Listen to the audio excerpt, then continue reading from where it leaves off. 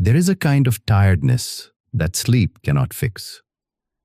You lie down at night, your body finally still, but your mind refuses to rest. It replays an old mistake for the 100th time. It rehearses a future that has not arrived. It asks questions that have no answers, and then it asks them again. If you know that tiredness, this story was chosen for you. Because here is a truth the wise have whispered for centuries. We suffer more often in imagination than in reality. Think about that. Most of the storms that exhaust us never touch the ground. They live only inside our heads. And yet they steal our sleep, our laughter, and our peace as surely as any real disaster. There is an ancient truth that most of us discover only after years of silent suffering. We suffer more often in imagination than in reality. Think about it. How many of the disasters you feared last year actually happened? How many sleepless nights were spent fighting battles that never came? One old man near the end of his life put it even more plainly. I have known a great many troubles, but most of them never happened. And yet we keep carrying them. The past we cannot change, and the future we cannot see, until the invisible weight bends our shoulders and steals the light from our eyes. Today's story is about a young man whose greatest enemy was not poverty, not failure, not any person in this world. It was his own restless mind. There is a timeless warning that says, "Rule your mind, or it will rule you." This young man's mind ruled him completely, until one journey, one old tree, and one simple stone changed everything he thought he knew about peace. So stay with me till the very end of the story, because hidden inside it are simple, practical secrets that can quiet the storm inside your head too. And as you listen, ask yourself honestly, is my mind my servant, or has it quietly become my master?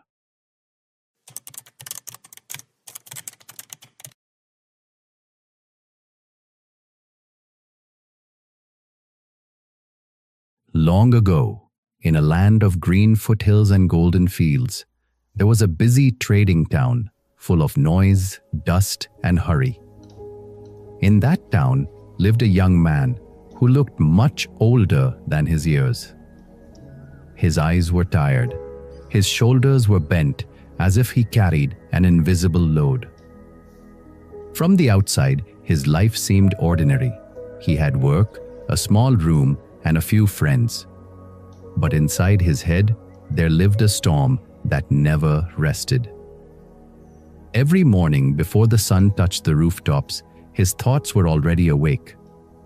What if I fail? What if I have chosen the wrong path? What if my old mistakes have already ruined my future? And every night, when the town finally grew quiet, his mind grew louder. He replayed the trade he had lost, the friend who had cheated him, the chance he had been too afraid to take. Then his mind ran ahead and painted dark pictures of days that had not even arrived. His friends noticed. "You are always somewhere else," they said. "You never laugh anymore. What is wrong with you?" But how do you explain a storm that no one else can see? One day, unable to bear the noise inside his own head, the young man left the town and simply walked. He walked past the fields, past the wells, past the last bullock carts on the road. The sounds of the town slowly faded behind him. By evening, he reached a small village resting in the foothills, a place of mud huts, oil lamps, and slow, gentle life. On a small hill above the village stood a single old tree, wide and ancient. And under that tree sat an old man. He was not rich, he was not powerful. His clothes were simple and his hands were rough from years of work. Yet, his face carried something the young man had never seen in the town. Not in the merchants, not in the landlords, not in the learned men. His face carried peace.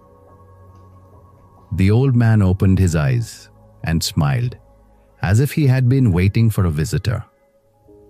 "You look tired," he said gently. The young man gave a weak laugh. "I have done nothing today."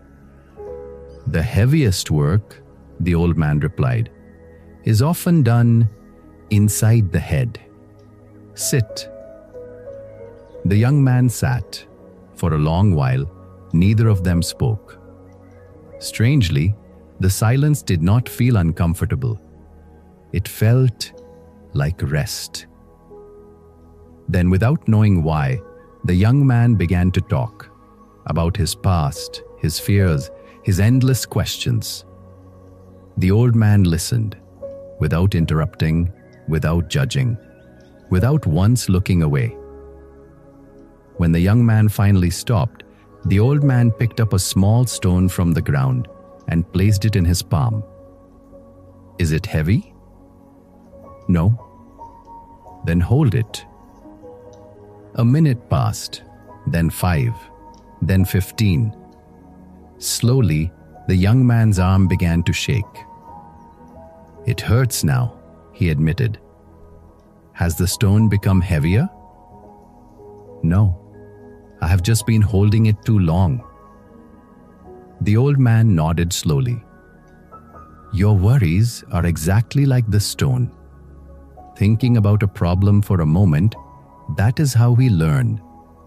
But holding the same thought all day, all night, for months, for years." He gently opened the young man's fingers and let the stone fall to the earth. "That is what is breaking you. It was never the weight of your problems, my son. It was how long you refused to put them down." The young man stared at the fallen stone. "But I cannot simply stop thinking," he said. "I have tried. The thoughts always return." "Of course they do," the old man smiled. "You cannot order the wind to stop blowing, but you can learn to notice when it begins."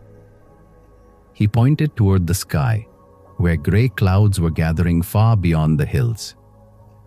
When a storm comes near, the temple bell rings. The moment the villagers hear it, they are no longer surprised by the storm. They are prepared for it. Your mind needs a bell too. The next time your thoughts begin to spin, do not fight them. Simply say quietly, "I am overthinking." That is all? That is the beginning of everything. A storm loses half its power the moment you give it a name, because in that moment, you are no longer inside the storm. You are the one watching it, and the watcher is always calmer than the storm. That night, the young man slept in the old man's hut. The thoughts came as they always did, but this time, he whispered into the darkness, "I am overthinking." And for the first time in years, the thoughts felt a little smaller than him. At sunrise, he found the old man sitting outside, writing something in the soft dust with a thin stick. "What are you writing?" "My worries," the old man said calmly. The young man blinked in surprise. "You? You have worries?" The old man laughed, a deep, warm laugh. "I am a human being, not a stone idol. My roof needs repair before the rains. An old friend in the next village is unwell. but I do not let my worries wander freely through my day like stray dogs. I give them a home. He tapped the ground. Every evening for a little while, I sit here and I worry properly. I write each problem in the dust. Beside each one, I write what I can do about it. When the time is over, I sweep the dust smooth and I return to my life. And the worries agree to this? The young man asked, half smiling. Worries are like children, said the old man. If you ignore them completely, they cry louder. But if you tell them, not now, I will listen to you this evening, they slowly learn to wait. Most people allow worry to interrupt their whole day. A wise man gives worry an appointment. Later that day, the old man led him through the forest to a wide, still lake. The water was so clear that the clouds floated perfectly upon its surface. The old man filled a clay cup with water. Then he dropped a handful of dry soil into it. The water turned muddy and dark. Would you drink this? Never. Then the old man threw another handful of soil into the great lake itself. Within moments, it vanished. The lake remained clear, calm, untouched. The same soil, said the old man. So what changed? The young man thought carefully. The size of the water. Exactly. The problem was never the soil. It was the size of the vessel. When your mind is small, closed tightly around one fear, one mistake, one insight, every little handful of soil turns your whole life dark. But when you grow your heart larger, through gratitude, patience, and forgiveness, the same problems fall into you and dissolve. How do I grow larger? The young man asked. You are already beginning, the old man said. Every time you sit in silence, every time you thank life instead of blaming it, every time you forgive. The lake did not become large in one day, neither will you. But every day, you can become a little less like the cup. On the way back, they walked beside a river that flowed down from the hills. The old man picked up a dry leaf and placed it upon the water. The current carried it gently away. Try to stop this river with your hands, he said. The young man smiled. That is impossible. And yet, that is exactly how you have been living. Trying to control your past, which has already flowed by. Trying to control your future, which has not yet arrived. Trying to control what people think, what fate decides, how every plan unfolds. You stand in the river with open hands, fighting the water, and then you wonder why you are exhausted. The young man watched the leaf disappear around the bend. Then what should I do? Ask yourself one question, the old man said. It is the simplest question in the world, and it will save you years of suffering. Can I do something about this right now? If the answer is yes, do it. Take one step. Action ends worry faster than any comfort. And if the answer is no, he pointed at the flowing river. Then place it upon the water and let it go. Worrying about what you cannot change is like paying a debt you do not owe. Days passed. The young man stayed in the village, helping the old man repair fences, draw water, and plant young trees. Slowly, his sleep grew deeper. But one evening, the old darkness returned, and he sat with his head in his hands. "Why am I like this?" he said bitterly. "Why can I not simply be happy? Why do I ruin everything?" The old man sat beside him quietly for a long time. Then he said something the young man never forgot. "Do you know the most dangerous word in your sentence? It is the word why, when you point it at yourself like a knife. Why am I a failure? Why can I never be at peace? Such questions have no doors, my son. You can walk inside them forever and never find the way out." Then what should I ask? Change one word. Change why to what. Not why am I like this, but what is one small thing I can do right now? Not why did I fail, but what did it teach me? Why keeps you circling the past? What opens a door into the present? The old man smiled. The mind is a powerful servant, but a terrible master. Give it questions, it can actually answer. One golden evening, they sat under the great tree, sharing simple food from a banana leaf. The young man noticed how the old man ate slowly, gratefully, as if that meal were the only thing in the world.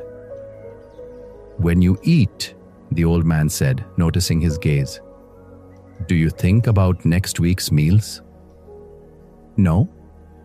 Then why do you try to live your whole life in a single day?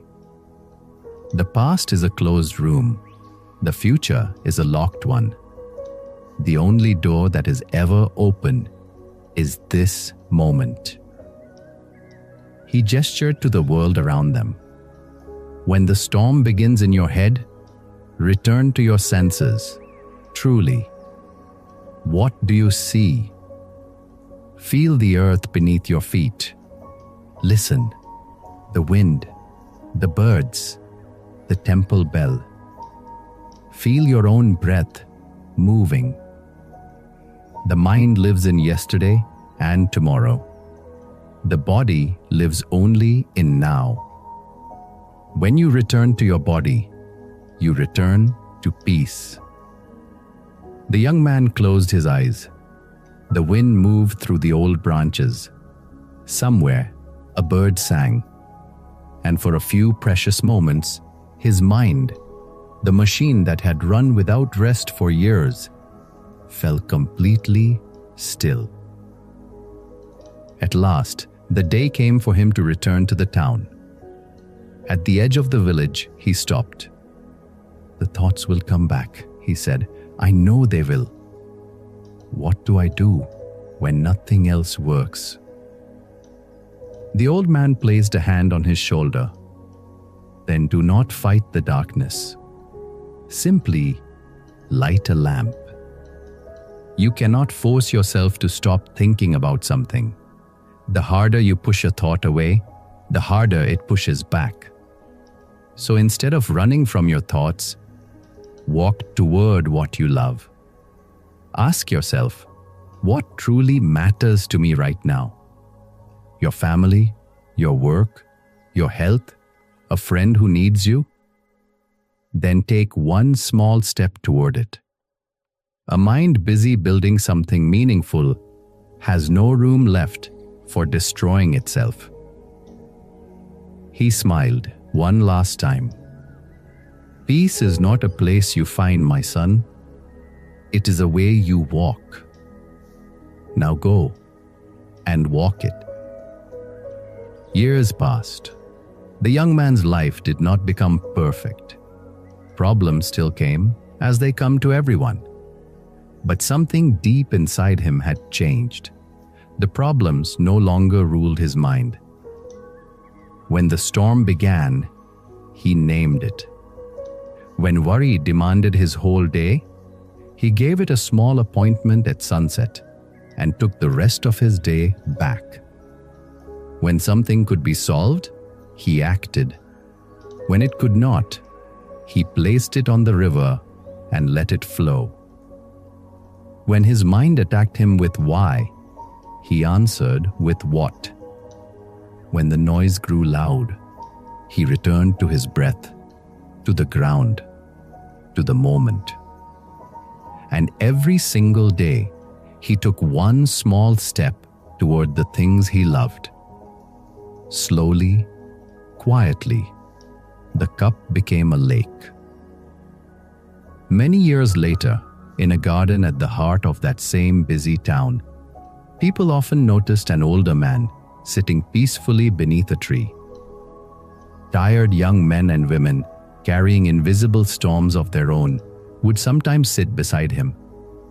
And when they asked how he could remain so calm in such a noisy world, he would pick up a small stone, place it gently in their hands, and say with a quiet smile, "Hold this, and let me tell you about a man I once met on a hill."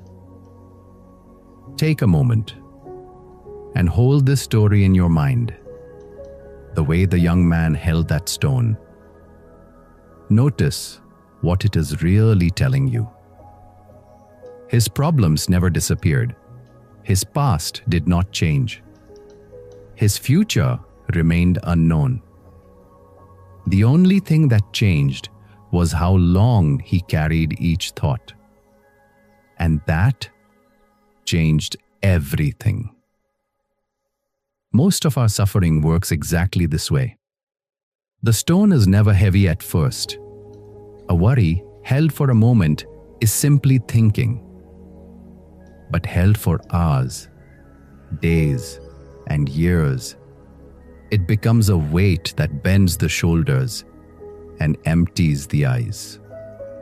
This is why the wise remind us, let go or be dragged.